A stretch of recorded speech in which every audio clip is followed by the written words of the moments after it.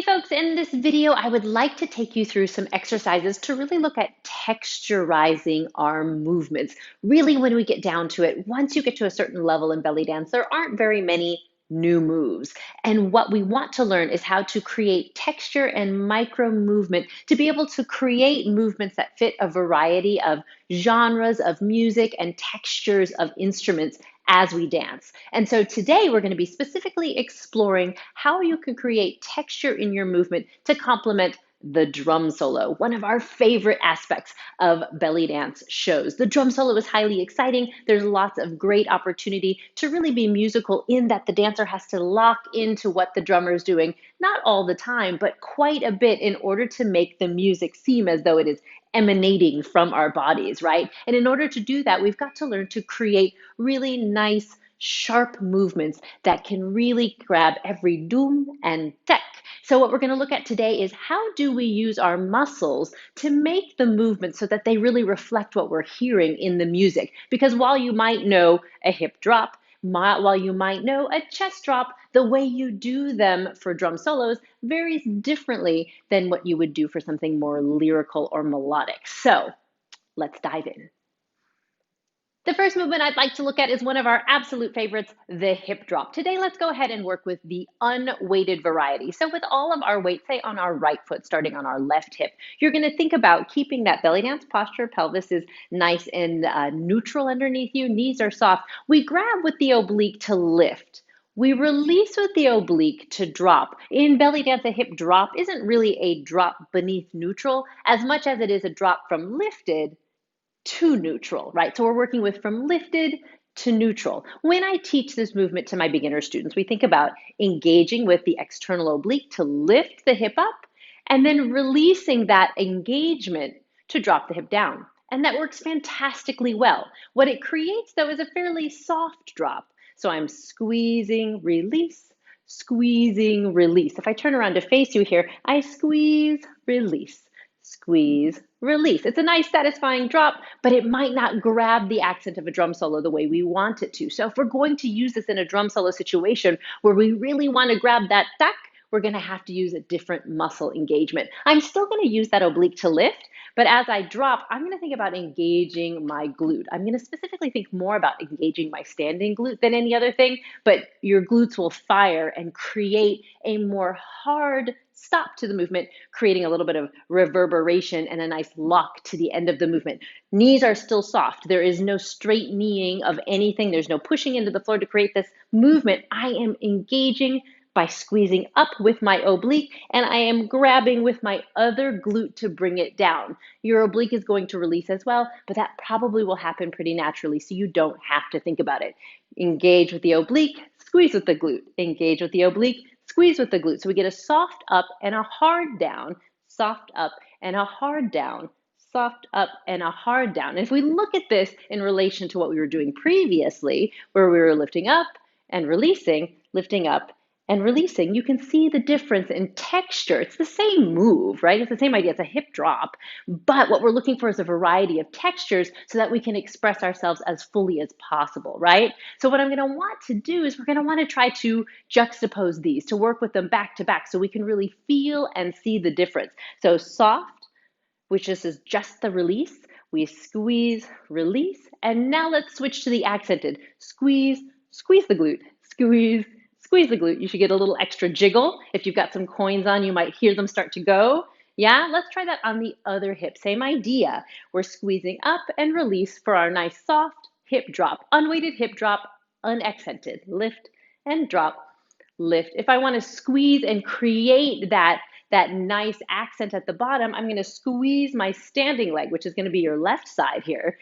Lift up and squeeze, lift up and squeeze to create that nice tight drop.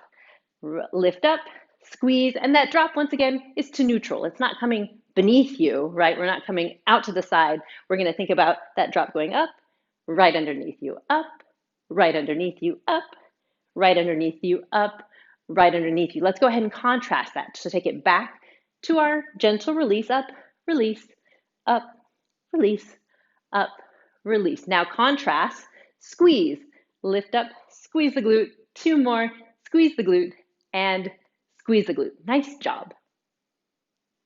Let's look at another movement that is very common to do in a drum solo situation, and that is a pelvic tuck and release. So what we're going to look at here is from the side, coming into our basic belly dance posture, our knees are slightly soft, which we're definitely going to need to be able to create this tuck. I'm creating the tuck nice and low in my pelvis beneath my belly button. So I'm not squeezing in or sucking in my stomach. I'm thinking about tilting with the pelvis, almost creasing myself in half beneath my belly button, a couple of inches beneath my belly button, bringing the pelvis forward, tucking in, trying to keep the glutes relaxed for now, and then releasing. And when I release forward, I'm going to be gentle and not release as far forward as I can, compressing in the lower back, but release gently to slightly outside of our normal belly dance posture. So when I create this movement and I think about contraction of the pelvic muscles, relaxing of the pelvic muscles, contracting and relaxing, I get a fairly gentle, soft movement in and out. It's fantastic. We use this movement all the time. It's a great one. But if you've got something in the music that's going ruck, ruck, ruck, ruck, ruck, and you really want to be able to accentuate it, you might not be able to rely on just the pelvic muscles to make that happen. So let's imagine for today that we're going to think about the out being the accent, right? So we're squeezing in and we want to push out to create that accent. What is happening here that is different, right? I am thinking about pushing now using a bit of my belly, pushing out as though I'm trying to leave my belly an imprint in the wall, right? Like I'm trying to take it into, like if I were painting on the wall with my belly, I'm pushing that belly under the wall by engaging in my belly muscles, right? So I'm thinking out, my thighs are a little bit more engaged, and I'm creating a hard stop. A lot of what makes this an accentuated movement is the concept of a hard stop instead of a slow coasting to a stop, right? If I think about the pull in and release out, pull in, release out, it's sort of a slow, gradual stop. Whereas when I want to accentuate something in a drum solo situation, I want to push and create a hard stop to contrast that slow. Slow in, push. Slow in, push. So I'm not pushing with my butt. I'm not going to bring my hips in front of me necessarily. I want to keep it right on this plane, but I'm allowing the belly muscles themselves to push out, and I'm engaging in my quads to stop the movement so that there's a hard ending. So let's contrast those. We think contract in, release, contract in, release. This is our nice gentle pelvic release, our pelvic drop. So now let's go ahead and think about engaging in the belly, engaging in the quads, in, out, in, out. You have to think stop, in, stop, but don't stop breathing. Keep breathing. In, out, in, out. One more, in, out. It's important as you do this that that out is not 100% of what you can do in the front. We really have some good flexibility if we think of pushing our butt way behind us, but that is really tough on your lower back. So you want to think about when you come out, you want to think about releasing slightly forward without pushing your hips forward. And you want to stop before you create maximum bend in the lower back, if that makes sense. Yes? So let's try some upper body movements. So now let's go ahead and look at the chest lift and drop. When I create this movement, the chest lift, I think about it coming from the center of my back, the muscles on either side of my spine, not my shoulder blades, but the muscles just on either side of my spine to lift the chest up, right? So I'm lifting the chest up using those muscles. I feel an engagement. I feel a contraction here in the muscles on either side of my spine. My shoulders are relaxed. My pelvis goes nowhere, right? Contracting there. And then when I create the drop, I often just think of it as a relaxation of the contraction. When I teach my beginner dancers, this is the easiest way to create the down, is just by relaxing whatever it is that you contracted to create the up. So I'm contracting the center of my back, I'm releasing it. Contracting the center of my back, releasing it. So go ahead and try that a couple of times. Some people like to think about this movement also coming from the front of their body. Can totally work as well. But for now, what I'd like to do is think about this coming from a center back because it's going to be helpful when we go into the chest lock in just a second. Contracting, relaxing, contracting. Try to keep breathing naturally. Yeah, contracting the back, relaxing, contracting the back, and relaxing. Good. So now if we want to go ahead and make this a more accentuated movement, what I'm going to suggest is that we use our upper abdominal muscles to knit together to actively bring the chest down. So instead of letting the chest drop be a passive movement where it's just the relaxation of a contraction, we're actually going to create the movement with a contraction. And this contraction is going to be in the upper abdominals, sort of like you're knitting your rib cage together to create it close, like someone is karate chopping you right here and you're trying to tense up to protect yourself from them. Yeah. So now I'm thinking middle back, upper abs, middle back, upper abs. So I'm contracting down rapidly, coming to a stop. So once again, there's our idea of coming to a full and complete stop that creates the accentuation. Dumantek, right? So then you get that clap, that accent there that we're looking for in a drum solo situation, or for many other situations in belly dance where you want to create an accentuated movement that's going to be a contraction. So let's go ahead and contrast this now. So contract, relax, keep breathing, contract, relax, one more, contract, relax. Now we'll contract, yeah? Contract, contract. Good. Try to keep breathing naturally. Ideally, you keep using your lungs to breathe naturally through all of this and you do not use your breath to create the movement. So breathing naturally in and out. You can try practicing this while calling a friend on the phone. Yeah. And if they ask you if you're feeling okay, you might be doing it wrong. You might not be breathing. So be sure that you're breathing naturally. Let's do one more. Excellent job. So now that we've looked at those three movements, our unweighted hip drop, our pelvic push, and our chest drop, let's go ahead and drill them to music so that we can focus on creating textural difference. So I'll give you some vocal cues as we're working through it, and I'll encourage you to try making it soft and making it accented. The goal being twofold.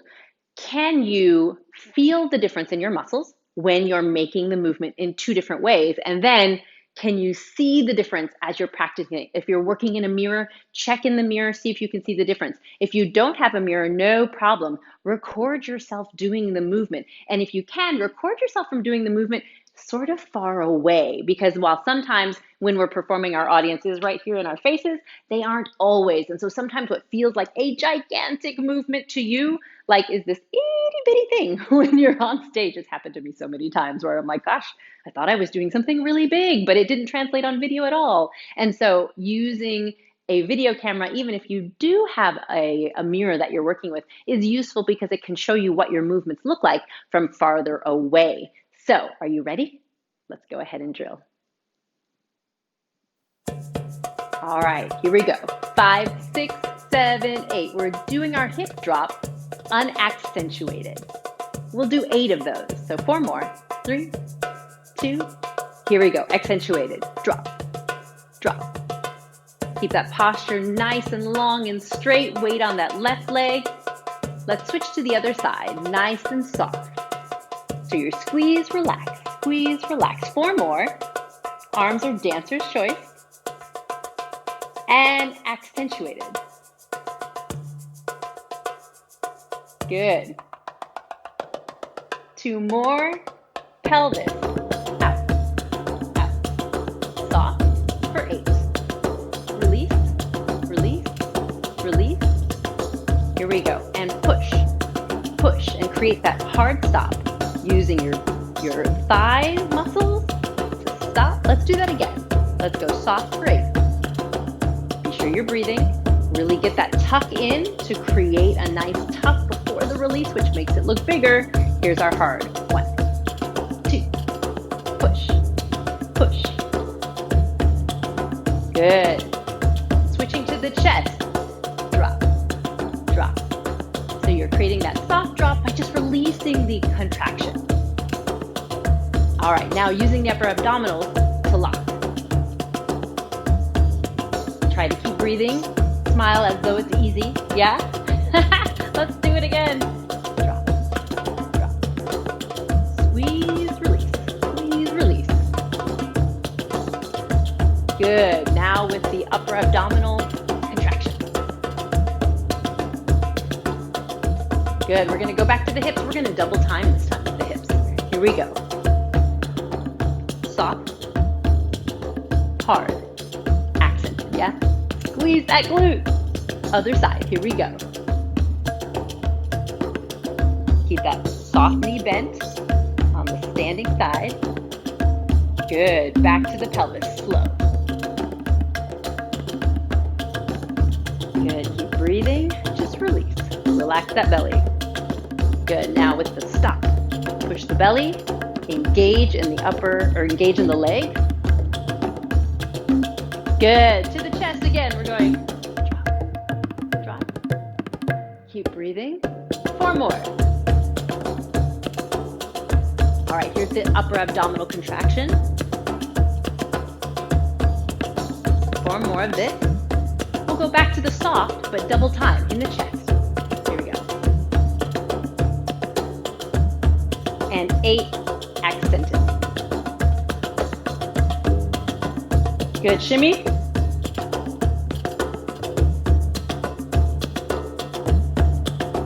One more time, release it all. Nice work. I hope that you enjoyed this video and that this drill has helped you understand a bit about how we use our muscles differently depending on the quality of the kind of movement we want to create and the difference between soft movements and accentuated movements and how you can use them in something like a drum solo. I would love to hear from you. Post below and let me know if you were able to get something out of this video and how you are going to use your accentuated movements in your next drum solo. If you enjoyed this video, please give me a thumbs up and be sure to subscribe so that I can send you great belly dance content every single week. I look forward to dancing with you again soon. Take care and happy dancing.